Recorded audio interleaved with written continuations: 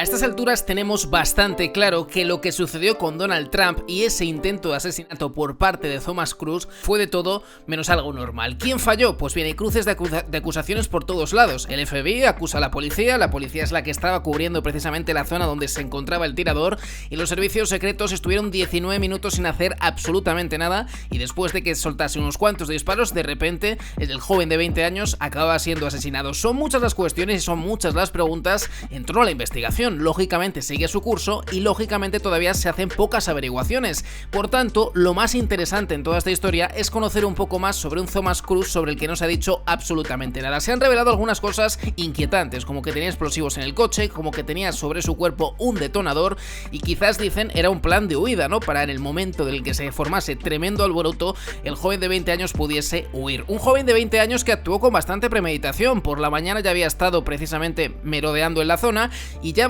bastantes semanas antes, concretamente un 7 de julio, se presentaba en el lugar del meeting para hacer los debidos estudios de cara a un plan que no parecía tener demasiadas fisuras si nos dejamos llevar por la vía libre desde 150 metros que tenía de tiro libre y por lo despejado que estaba a la hora de ejecutar ese tiro, que si no llega a ser por este giro brusco de cuello por parte de Donald Trump, no estaríamos hablando de intento de asesinato, sino que estaríamos hablando de funeral a estas alturas de la película. Pero lo cierto es que la cosa es verdaderamente inquietante, porque en las últimas horas se han revelado importantes detalles sobre la vida de Thomas Crooks, una persona que supuestamente habría sufrido bullying en el colegio. De hecho, se empiezan a publicar algunos vídeos en donde vemos a Thomas en su pupitre con un teléfono móvil, le agarran de la pierna, le tiran del pantalón. Él parece que se lo pasa bien, parece que más o menos reacciona positivamente, pero muchos destapan que Thomas ha tenido una niñez o una infancia bastante complicada. También se habla del perfil psicológico y ojo, porque también se habla de una enfermedad por parte de Thomas que está todavía por confirmar. También se destapan importantes inquietudes políticas que tendría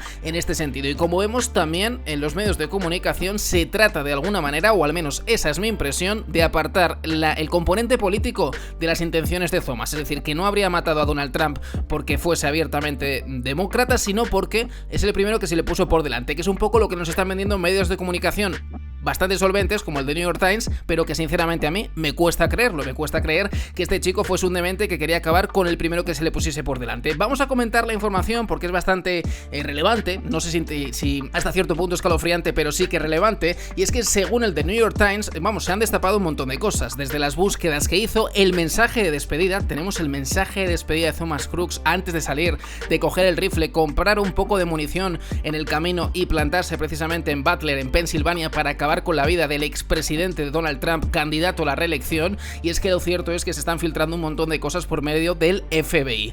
Concretamente, el mensaje que lanzaba unas horas antes de que sucediese todo en una red social o plataforma, la plataforma Steam, habitual para videojuegos, de compras de videojuegos y las que también se pueden intercambiar mensajes. En ese lugar, Thomas Crooks lanzaba el siguiente mensaje: el 13 de julio será mi estreno, observen cómo se desarrolla todo, el 13 de junio será mi entrada por la puerta grande, venía más o menos a vendernos este joven de 20 años, pero también hay bastantes cosas más, y es que también se destapa que Thomas Crooks había hecho unas búsquedas para muchos bastante inquietantes, entre ellas pues una depresión sería una de las enfermedades todavía sin contrastar que el propio Crooks se habría tratado de autodiagnosticar, y es que según destapan diversos medios de comunicación y según ha hecho público este pasado miércoles, pues bien, Crooks había hecho algunas búsquedas desde su ordenador en el que buscaba o al menos curioseaba sobre la siguiente enfermedad: trastorno depresivo mayor. Unas revelaciones que han hecho los funcionarios del FBI, como digo, en las últimas horas y en una reunión informativa con miembros del Congreso este pasado miércoles. No es lo único que llama la atención, porque también llama mucho la atención,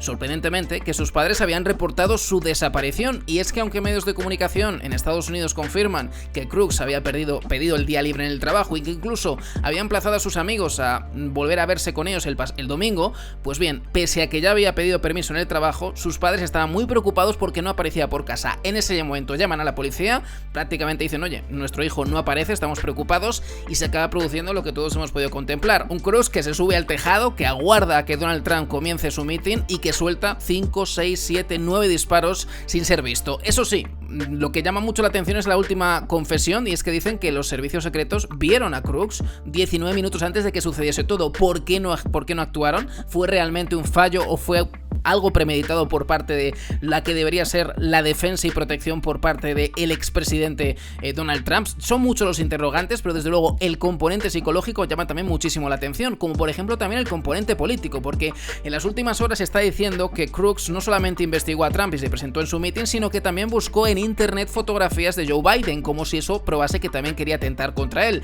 Es más, también destapan que había hecho unas búsquedas un poco llamativas sobre un miembro de la Casa Real Británica. No dan el nombre, pero me imagino que si se mueven de territorio estadounidense se trataría presuntamente pues de Harry o de su mujer, de Meghan Markle, que al fin y al cabo son los que residen en territorio americano. Pero aparte de todo eso, también llama mucho la atención el componente, como digo, político. Hay una compañera de colegio que ha dado su nombre y apellido, que no viene al caso, y ha dicho que pues Crooks en alguna ocasión se enfrentó con ella porque le dijo: tú eres latina, tú eres hispana, no deberías votar a Donald Trump. Es decir, que de alguna manera Crooks sería abiertamente anti-republicano. Pero otros señalan que no, que realmente el componente político de Crooks no está del todo claro, que incluso había una bandera en su casa porque su padre sería afín a ese partido político, diciendo, bueno, compartiendo el famoso mensaje de Donald Trump, el MAGA, el Make Great America Again, ¿no? Que es un poco vamos a volver a hacer América grandiosa de nuevo, ¿no? Que es un poco más o menos la traducción al español. Como vemos, es muy extraño lo que sucede con Crooks en todos los sentidos, pero este componente psicológico, este mensaje de despedida, que sus padres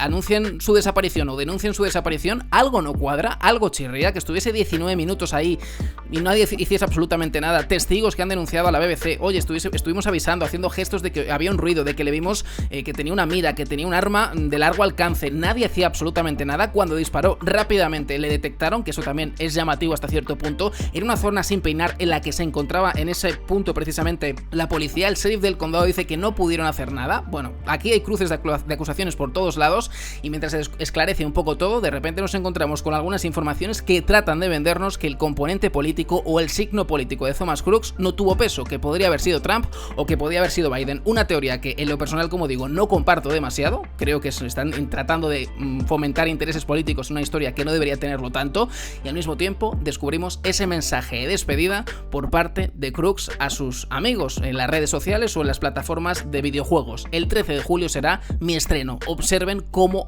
va desarrollándose absolutamente todo.